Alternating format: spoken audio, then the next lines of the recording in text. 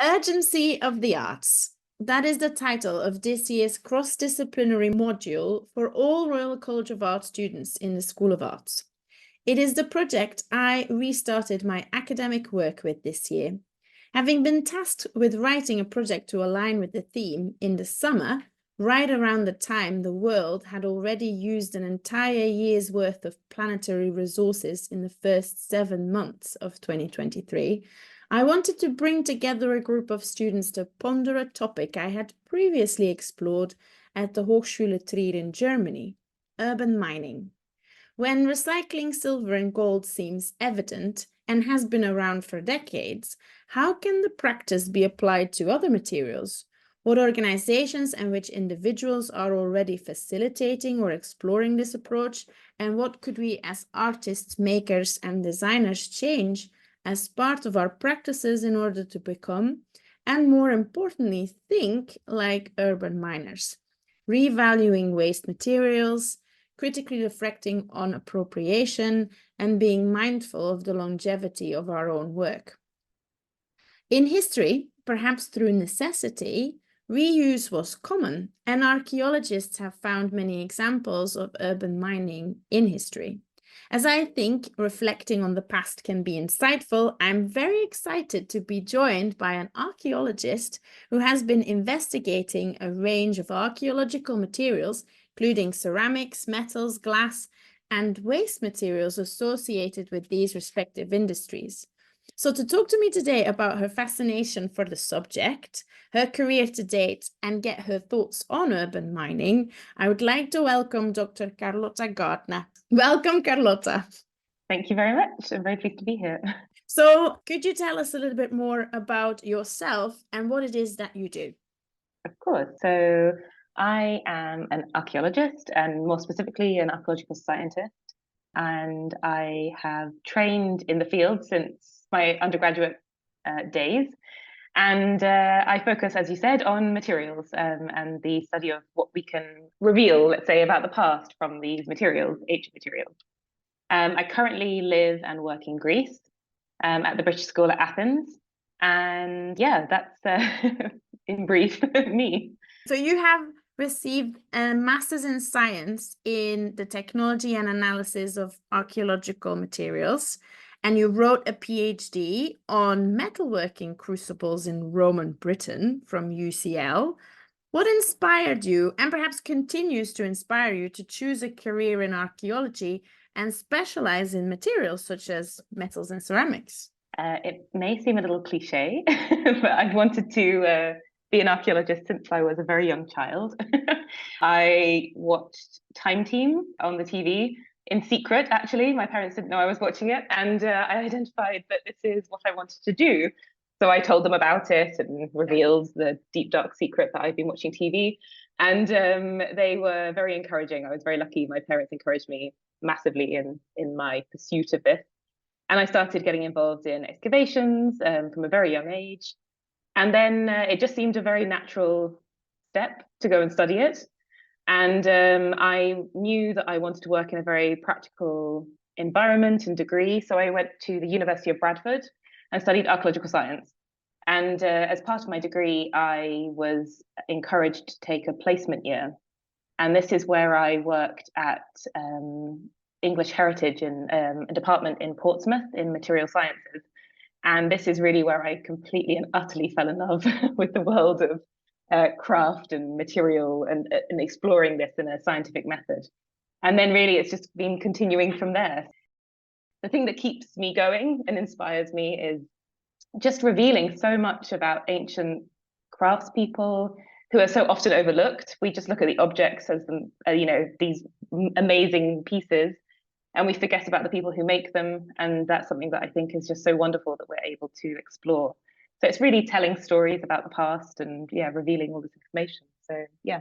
That's true, because we look at the objects and we're in awe of the objects, but we don't think of the conditions something was made in. No.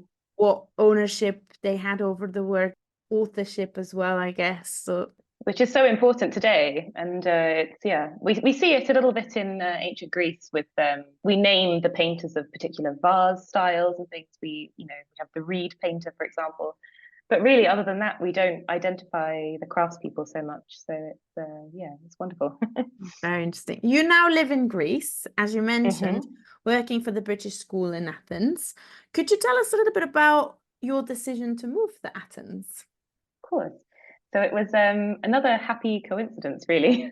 I was studying my PhD at UCL under the supervision of Professor Ian Freestone, and he is at the time was on the committee of the Fitch Laboratory, which is where I work now.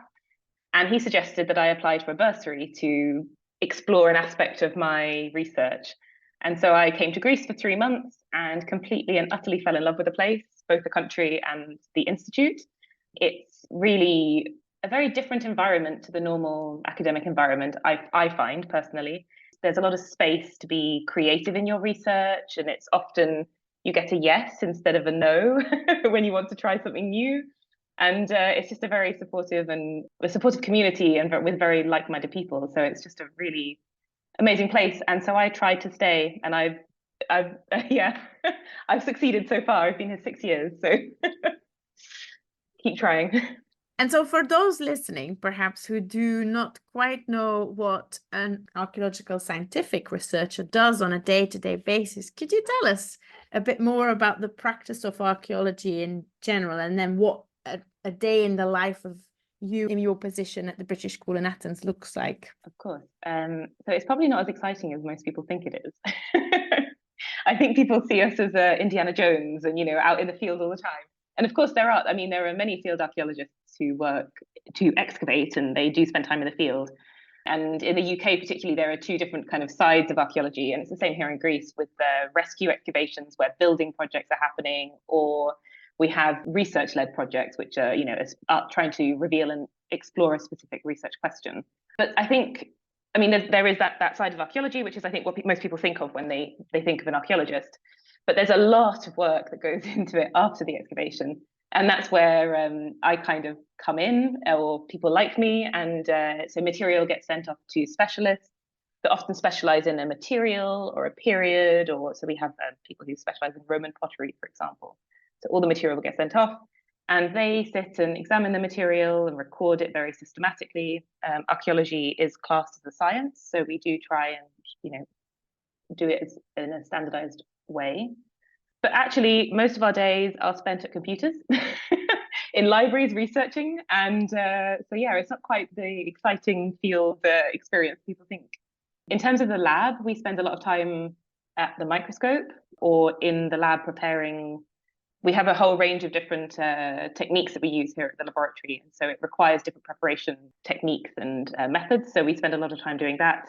And then interpreting the results. So Excel spreadsheets and just doing that, writing papers. It's all quite normal, really. It's not that, like I say, it's very, very standard. In a way, when you are working on a piece like a craftsman, you can spend months and months on one single piece, and then people see the piece in a show and they don't necessarily see the hours and hours of tedious work of preparing something for that show, or the hours and hours of, if you have a practice of working behind the computer to promote your work. Or exactly, it's very similar in that way. in your career, you must have had the opportunity to handle maybe the materials of, or actually the objects, pretty extraordinary metalwork pieces. Do you have one moment in your career that jumps to your mind immediately when I ask you about something really remarkable that you've seen? Or you can have more than one. A very small assemblage of material was sent to me as part of my PhD work that looked, as you said, at metalworking crucibles in Roman Britain. I looked at two kind of case studies that looked at London and Hadrian's Wall. And this small assemblage of material was sent to me from Hadrian's Wall. And it included a couple of crucibles, which is why I got it, but also this small silver ring and a tiny sliver of gold. Oh, and some Egyptian blue as well, actually, so a pigment. And it was just, I don't know, having spent 3 years looking at ceramics, I was very excited to get some metal. And it was just, it was really beautiful. And we interpreted it as being a small kind of jeweler's hoard, or little like evidence of a little workshop of an itinerant craftsperson that had potentially come to that fort on Hadrian's Wall or to do some repairs or to supply somebody with something. But the ring was completely unfinished. It was still had its casting seams and everything, and it was slightly disfigured, and it wasn't a very exciting or beautiful piece. It was like a beginning of like a signet ring almost. And the gold was just a tiny sheet of gold, but under the microscope you could see cut marks, and it represented everything that I love about what I do, in that I could see the craftsperson's like practice because it was unfinished, and it was just a really lovely little assemblage. But then I think ultimately my favorite that I've seen, and I think, like I said, the placement at English Heritage really kind of kick-started my fascination. And I think this was maybe one of the first objects that I looked at, was a tiny ceramic fragment of a cupel, or a heating tray, that was used to test how much silver was in a very small kind of piece of metal. And it was, I mean, to the eye, it looks really boring. It's just a piece of ceramic, but it had some very like liverish red residue slag on it.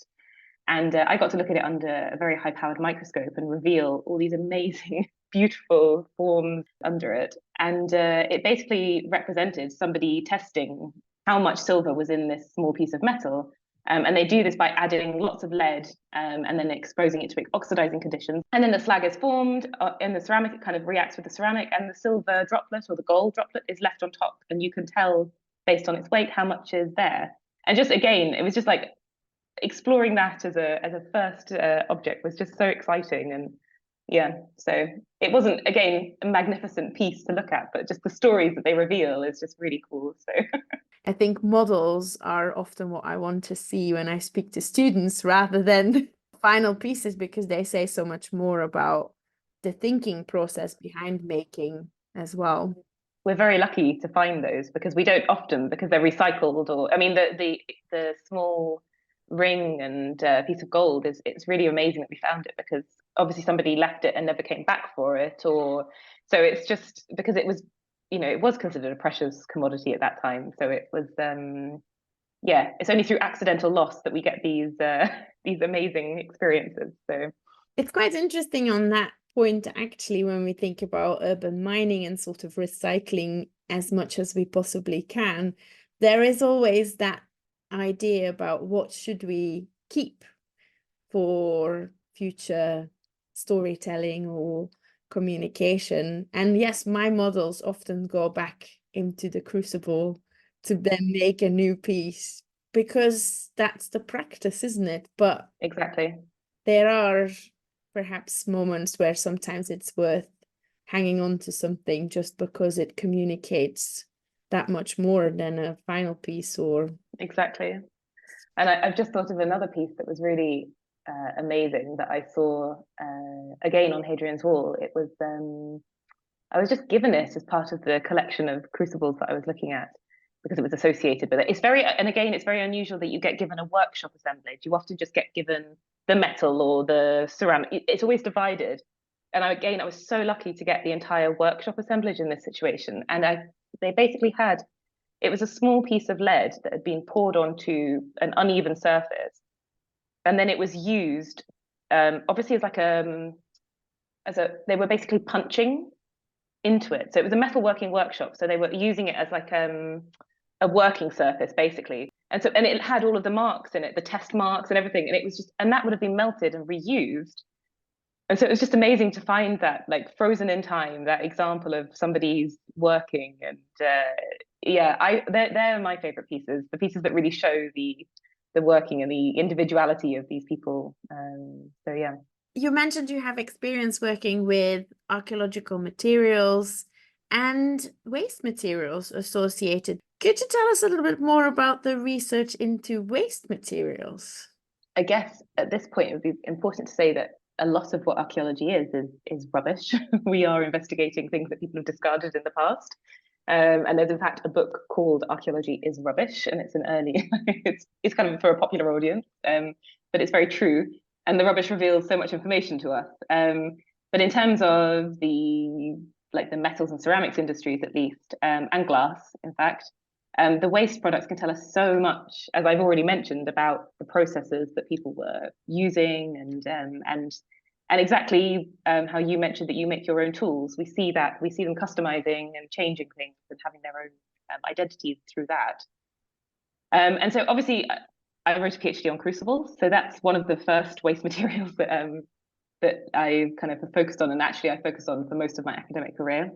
And because they are rubbish, they're waste, they're discarded once they're broken, but they tell us so much information about the process from a materials point of view. So they are a really amazing example of the very early understanding of material properties, because obviously these crucibles were used at temperatures high enough to melt metal, which is much higher than they were firing pottery at in earlier periods. And so the ceramic itself had to withstand these temperatures. And so you start to see this understanding, even if you just think of it as on an experimentation level, even if they didn't understand exactly why it worked, they were able to kind of push the materials to their limits.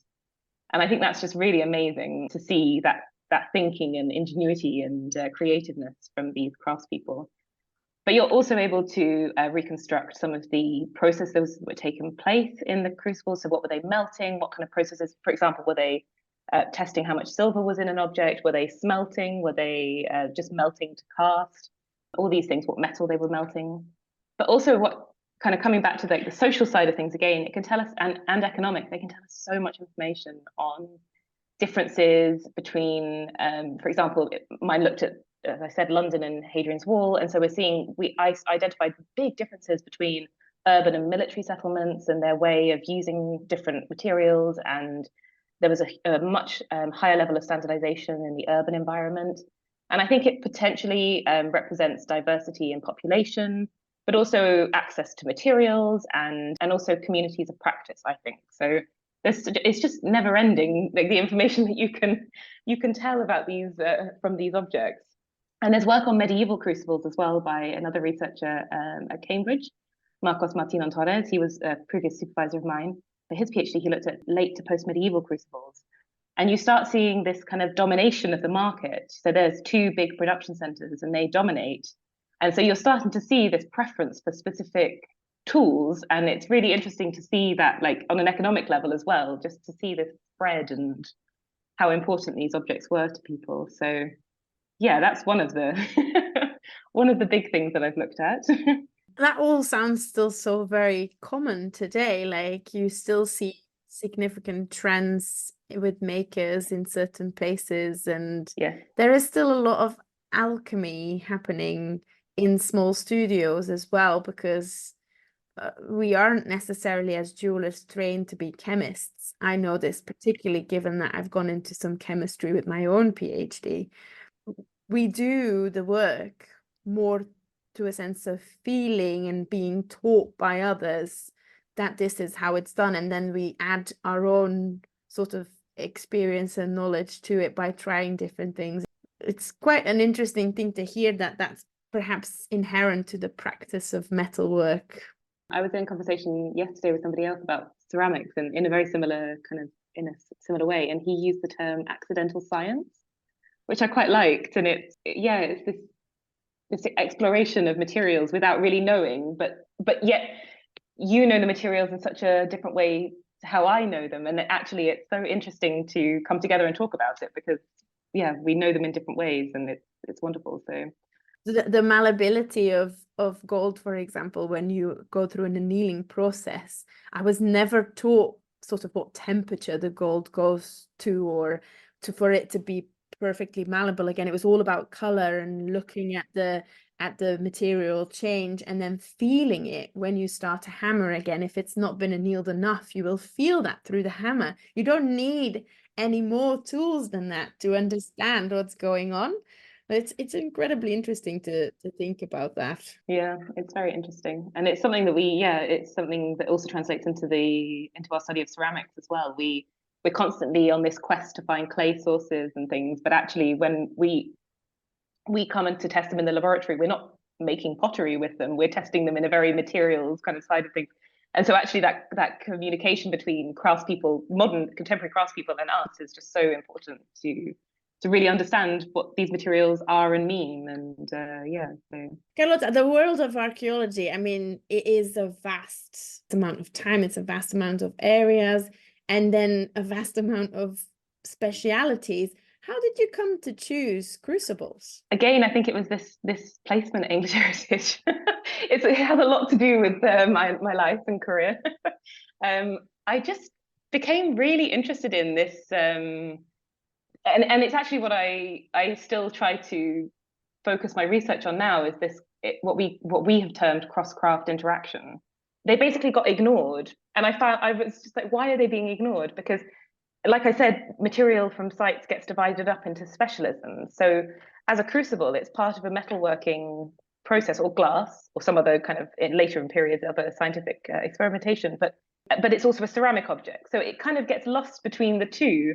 And so often very little work is done. And I was really inspired by the researcher I was working with at English Heritage, Justine Bailey, who is an amazing woman and has done so much work to kind of do this. And she'd been fascinated by crucibles, and I was just completely kind of spellbound by them. And so, yeah, and I just love the interaction between the two materials, basically. So yeah, that's what happened. Kind of interesting, because as a maker, I buy my crucibles, so there's been a whole sort of scientific endeavor behind constructing them for my use, and I then incorporate them into my practice as a tool. But I don't have much interaction with the people who do the work around the crucibles. We don't know who were making the crucibles, actually, and particularly in the UK, at least pre-Roman period, there's a kind of standard form for each period, and so there's some indication that maybe there was somebody making them, but they're made from so many different materials and they're very local, and so we think that the metal workers were making them themselves, but there's no way of confirming that. We have no idea. And that's what I started questioning. I was like, how do we know who was making them? Could we compare them to the materials that were being used for the local ceramics, and trying to understand that. And my PhD supervisor kind of pushed me towards the direction of the Roman period, because this is when we start seeing wheel-thrown crucibles being used. And so it immediately suggests very strongly that there's another craftsperson making them. And so then it becomes this complete interaction. But the wheel-thrown crucibles are modified, so there's an extra layer put on them. And that, again, we still don't know who's doing that. We assume it's the metal workers, but there's no guarantee. So it's very interesting, this constant interaction, or lack of, or Yes, because I also put a layer of flux on my own crucible. So I buy the ceramic crucible, but I do not buy it glazed. I then add a layer of flux. But again, that's another, glaze as a whole, it's glass. It's another thing altogether. And definitely. Yeah, exactly. So it's this combination of everything that I find so fascinating. So I mentioned that I myself am currently delivering a project on urban mining to students at the Royal College of Art, where we are looking into the potential of using waste materials in artistic practices. And even though this connects to contemporary post-industrial urgencies, this really isn't a new idea. Have you come across any examples of urban mining and the use of waste materials in your research? We have it everywhere. It's everywhere in archaeology. I've come up with so many examples while thinking about it, and I realize it's present across the board. So there are examples, for example, in architecture, where they reuse building stones, and you even see here in Athens and across many different sites across the world, you see them using, for example, columns in the wall of a later building and things. So that's the reuse of kind of architectural side of things.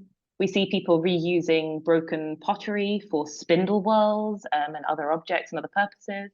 But then much more on terms of like a waste side, and something that I'm particularly interested in and have just started kind of exploring, is this as an idea. I mean, it's not new at all, the addition of these things, but as an idea of it being a waste material and for sustainability and all of these things, is in pottery, for example, they use what we call grog, which is, or Schamott in German, which is broken pieces of pottery. And it's what happens today. It's added into the clay mix to increase its or decrease its moldability, its plasticity. And you can sometimes find grog within grog. So you can see this like tradition of using this pottery as a way of kind of altering your clay. So I haven't done very much work on grog, I have to say myself, but I find it fascinating. And then something that I've been looking at more recently is the addition of wood ash, which of course is a byproduct of many different industries, the burning of wood or fuel. And this is something that they're doing in the Roman period. They're adding wood ash to the clay that they add to the crucibles. And I've started realizing that this is something that this practice still happens across the world, actually. And there are examples in Egypt and India and other places where they're adding wood ash from other industries into the clay, again, to alter their plasticity. And I find that just absolutely, yeah, fascinating. But in terms of kind of like thinking more on the metal side of things and the kind of, in that side, we see the addition, again, to clay of slag as either a temper, so adding to the actual clay's material. And this, I think, I've seen a couple of examples across Roman Britain of what they call smith god pots. And they are pots that have the smithing or the metalworking god Vulcan on them. And in those pots, they have slag as temper, as the material that they've added. And I think this must be some symbolic connection between, so it's not just that it's a good thing to add to the pottery, it's that it's also some kind of way of connecting the worlds, the material worlds with the gods. And I find that really fascinating as a concept, that it's not just, a material property, say. And one that I think that you might be interested in is the use of this slag that I mentioned in these crucibles, the litharge, the lead rich that they're using to extract the silver. And they have evidence that suggests that they were using this slag because it's really a dark, dark, deep red as enamel in the medieval period. And there's also suggestions that it might have been happening earlier in the Roman period. This isn't my own research, this is work that other people have done, but it's really, I think that's just amazing that they're reusing it because it's it's aesthetically very appealing and beautiful. I mean, I really like the idea of not just adding the material for its properties, but that it's conceptually inspirational to add this material and enhancing the object that way is definitely something I think within an urban mining practice in a creative sense contemporary today would be incredibly interesting to do. I wanted to ask as well, I came across a book that referenced the columns within architecture and they called it spolia. Yeah. Is that the correct term for it? Yes, that's correct. This idea of reusing and recycling, and what is reuse and what is recycling. Is there in archaeology a sort of clear divide between the two, or is that also a grey area? It's a very good question. I imagine it might be a grey area. We talk a lot about the recycling of metals, because that's something that happens, and we see from the elemental analysis of the metal artifacts that we're looking at that they get messier and messier because of this, excessive recycling. But then there's repurposing as well, and there's also changing whatever the reason for using something. And then there's reuse. And I don't know if there is a definition for these in archaeology. It would be something that would be very interesting to look into, and I shall. I was discussing that with the students, and in some sense, it feels like it's got to do with the amount of recognizability, or the amount that you can recognize the old object, and the amount of processes that have been applied to it. But I feel there is maybe, particularly in contemporary culture, also something to do with the sort of small scale local artisan change, and then the industrial commercial change. They feel very different, even though you might end up with, if you break down a brick very slowly in your craft practice, that feels different than it's been mashed up in this massive machine and gone into a huge vat of other things. And so it feels that that definition would maybe have to keep an eye on that as well. I think it's really interesting. And I quite like the recognizability of the material, like how that changes. And I think that's quite a good one, actually, because there's something quite deliberate about, for example, melting an entire piece of metalwork and casting it to something else. That's very deliberate, and it no longer, you will never know what that piece was. Like, that's something, whereas if it's reused, you could say, you might identify that it used to be a brooch, or, so I think that's quite interesting, very interesting. Yeah, but then if you have a column in the middle of a building no longer performing the function of a column, it's it's reused, but it's definitely not performing the same function anymore. So it's all very interesting, I think. And I think it can be quite loaded as well, particularly in archaeology, and it can be quite the destruction of something and then the reuse of it as just a piece of architectural stone or whatever, it's something that's quite something else to consider as well. The idea of value, it's just, of course, an incredibly difficult thing to pin down, like what is it based on, and is that something in archaeology that is hard to pinpoint as well? It's incredibly difficult, and it's something that we have to constantly remind and challenge ourselves on, and good archaeologists do. They, because it's so easy for us to interpret any kind of archaeological results with our modern mindset and be like, oh, it's gold, therefore it was a highly valued piece of whatever jewelry, but actually that's not the case. And there's I mentioned him before, Marcos Martin Torres has done some really interesting work in South America. He's at Cambridge University. He has a big ERC project on it's called reverse action. But he's identified that he looks at the value of gold basically through, it's not his primary research, but he covers it in the way that he looks at the objects and the way they're made and tries to interpret them in that way. And he's very, very good for challenging kind of the modern perception of things. So it's very interesting.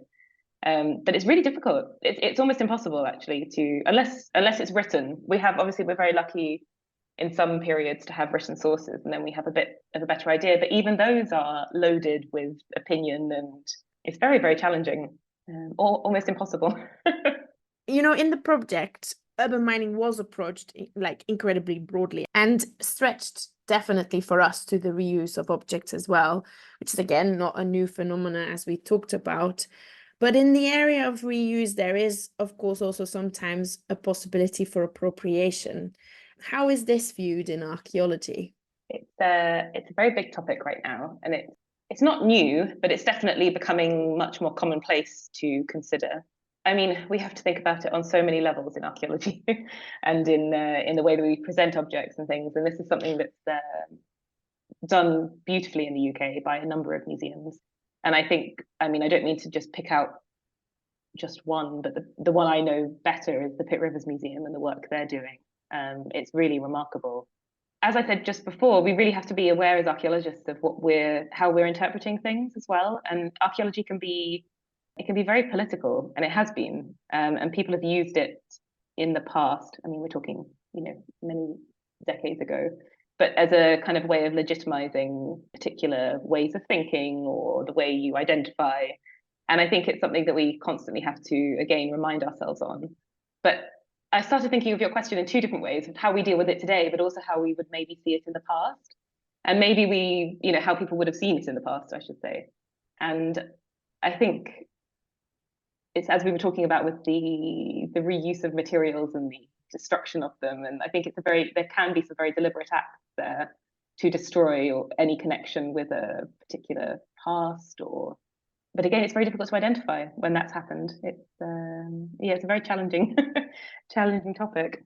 Changing things, and also just embedding something that you might have found in a scrap store or somewhere, and you don't know who's made it, and that then ends up in your work, and you can have appropriated something from someone else and totally changed the context, and that's I think important to be mindful of. So we could definitely, as designers and makers, maybe look at the field of archaeology and how that's being currently tackled with sensitivity, so that we can do this too within creative practice. It's something that's being covered across the board. So it's from the early stages of excavation, people are becoming much more aware, because often, we're as archaeologists will often travel to new countries to excavate, and it's got much better at trying to be very considerate that we're not, we're in somebody else's place. We're excavating somebody else's culture. We're in, and it's become much better in that sense, and much more understanding of the kind of the power, let's say, of what we do. And I think that's I think in everything that we do in life, we should just really consider that, because it's from the everyday through to our research, and it's really important. And yeah, like I said, more and more people are doing it, and I think just I'm so impressed by what happens at the Pitt Rivers Museum, and the way, and they've been doing it for years before it became kind of a big topic. They've been constantly considering it, so I think it's a good place to look for examples. Mudlarking as well, because there are artists and jewelers out there that now urban mine their garnets from the Thames and then either cut them or not cut them at all and put them into jewelry. And it is interesting to think that that garnet could have archaeological importance in a way, but maybe not. So your guidance to someone going, and if you find something, what are your sort of top tips when you see something and think of, is this important to report or not? In the UK, there are wonderful guidelines from the Portable Antiquities Scheme. And so each county has their own representative from this organisation. And so obviously, as an archaeologist, we discourage people to just go into the field and try and find things. But obviously people, have an interest in this, and it's things like, I mean, with mudlarking, you now have to have a license, which is, and be very aware of all of the things that you find, and report. And people are really good about reporting things, and it's often and done. And then things like metal detecting as well. It's really important to always report to the Portable Antiquity Scheme. And it basically, you can report anything that you think might be important, even if it's something that you don't, again, see as high value. So even if it's not gold, for example, if you happen to come across something that you think might be of interest, then it's really worth mentioning it to the people of the Portable Antiquity Scheme, or your local museum, who might know about the area, and that maybe there's a Roman fort there or that has never been excavated. Or, I mean, the country is covered in archaeology. It's something that people kind of don't realize, that when we dig up roads, we find huge, the new A14, for example, in Cambridge, has just revealed so much amazing archaeology through the expansion of that. Yeah, and so it's really, people are really good about reporting things, and I think, yes, encourage that. Looking at the past approaches to waste materials, is there anything else that you think that we could learn from sort of our ancestors and potentially reintroduce in our contemporary sort of lives and society, or artistic practices? This is a challenging question, and I really like it, but it's a very difficult one.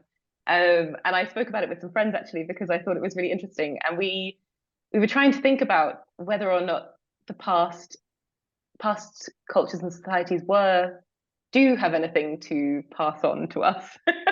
And I think, I mean, we have, like I said earlier, we study rubbish. So by no means, a perfect example at all, because we are, we look for that, and people left it, and it still survives. And a lot of what people had in the past was not biodegradable in terms of the objects that they used, like ceramics and things. And there was, I mean, as we said, also there was lots of recycling of metals, which was something that's quite important if you're not going to use it, I guess. I don't know. Again, it's about meaning, but I think perhaps, at least in earlier periods, there wasn't so much excess in everyday life. At least in the elite environment, there was definitely, in some cultures and places, a huge amount of excess. But I think people lived potentially much more simply. And I imagine that in most situations, at least, craftspeople were producing for need rather than, again, excess. And it was on a household basis, a lot of industry. So it was, we need a new cooking pot, let's make a cooking pot. And whoever else needs one will make one for them too. It wasn't like, let's make 1,000 cooking pots and try and sell them to whoever. And if they're not being bought, we'll whatever, break them. But there's huge amounts of waste, and we find evidence of it everywhere. There's the hill in Rome of the amphora. It's just, the entire hill is basically made up of broken shards of amphora. And there are examples in China of the same thing with the porcelain, just mountains of waste, mountains of slag in Cyprus, for example. Something that I thought was quite interesting in Cyprus when I went on a course a long time ago during my master's was that we were told that modern mining companies, Cyprus is a very rich area for metals, they actually look for the archaeological sites because they know, therefore, that there is some metal there. And that because our processes have become so much more efficient, we can actually mine the ancient slag for metal. So that's really interesting. But in terms of what we can reintroduce into our contemporary lives, I'm not really sure, to be honest. I think it's definitely food for thought. But I like the idea of the community.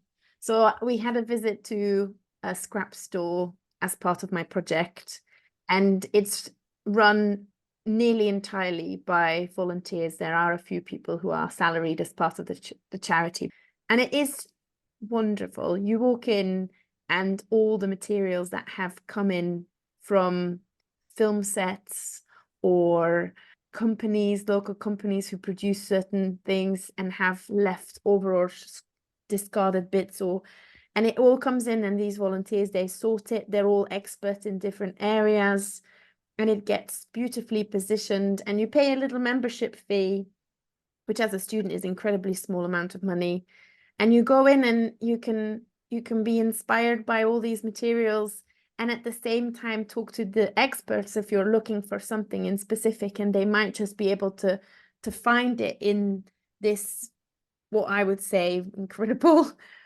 treasure trove of things.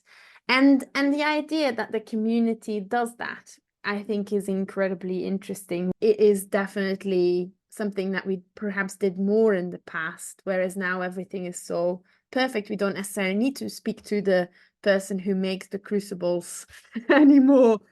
But this communication and this feeling connected to your area as well, and to the local businesses, and it's quite a powerful, different way of thinking, even.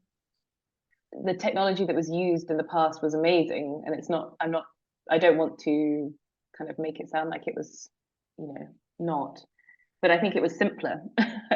And it was less, yeah, the networks were smaller.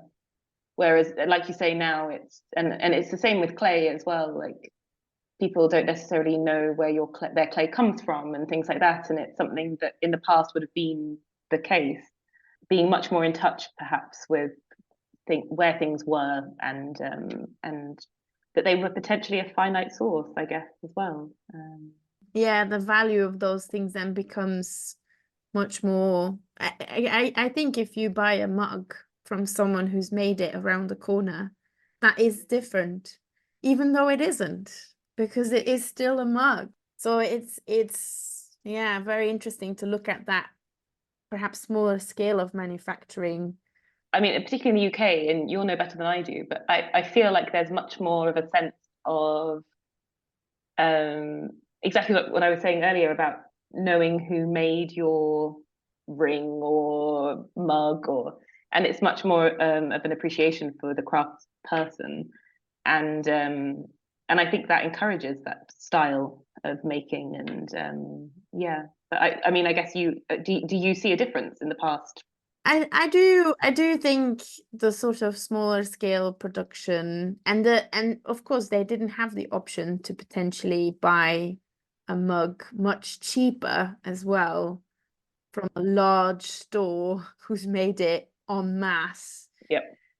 Because a craftsperson now, in theory, can't compete, even though they are still competing, but they can't compete on price, which I think this is where problems start, I would say. And that's something that needs to be addressed in some sense, that it gets rewarded, that you buy something that hasn't traveled for a very long distance and actually has been made by someone around the corner. And if it breaks, then you can bring it back and they repair it, or you learn how to repair it yourself. And there is that communication and knowledge there.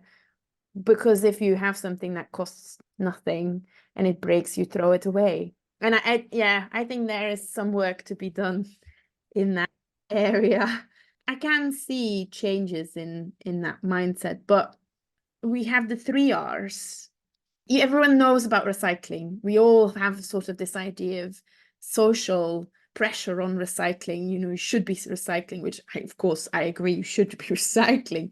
But there are two more R's, and I asked my group of students, and not a lot of them knew about the other R's, and that is reduce and reuse or repair or remanufacture or all these sort of, and they are higher up in the hierarchy, but yet they are not what we think of.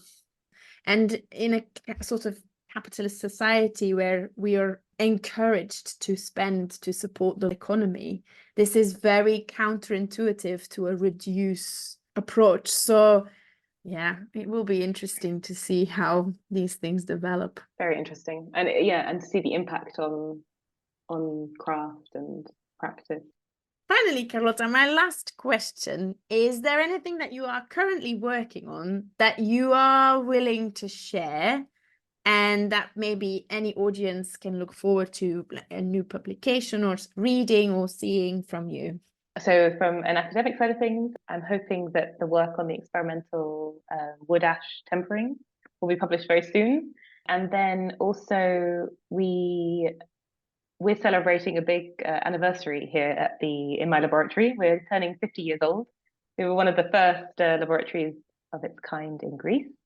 And so we have a whole range of activities and like outreach activities and discussions, hopefully between potters, and we focus on pottery here, between artists and archaeologists and other related disciplines. So there'll be a whole range of events coming out in the next couple of months that will be based in the UK. So you can keep an eye out on the website of my institution, which is called Athens, and hopefully conversations like this will be happening on a regular basis. Urban mining, a concept that is still in development, and in my opinion stretches well beyond its more popular current use in the construction industry. It holds many opportunities for artists, makers, and designers. When you find a material or object through the practice of urban mining, you may not have been looking for it, and new ideas can be developed in response. When materials have character, they may not be exactly as you had expected, so your lateral thinking skills need to find solutions which can lead to enhanced creativity. It's important to consider a material's history, its provenance, and ultimately its reincorporation into the environment. Reusing what is already there makes a lot of sense, so we need to ensure we assign appropriate value to those materials. Someone who has dedicated time and attention to investigating the stories materials have to tell is Carlotta. Her insights into the approaches to waste and materials and her thoughts on the practice are inspirational. For your efforts and contributions to date and for your time today, I would like to thank you very much, Carlotta. We look forward to seeing what you will be working on in the future. Thank you. Next month, I'll be joined by another guest, so watch this space to find out who it is. But for now, this was Sofie Boons for the BAJ podcast episode titled Urban Mining with Carlotta Gardner. Thank you for listening and have a wonderful day.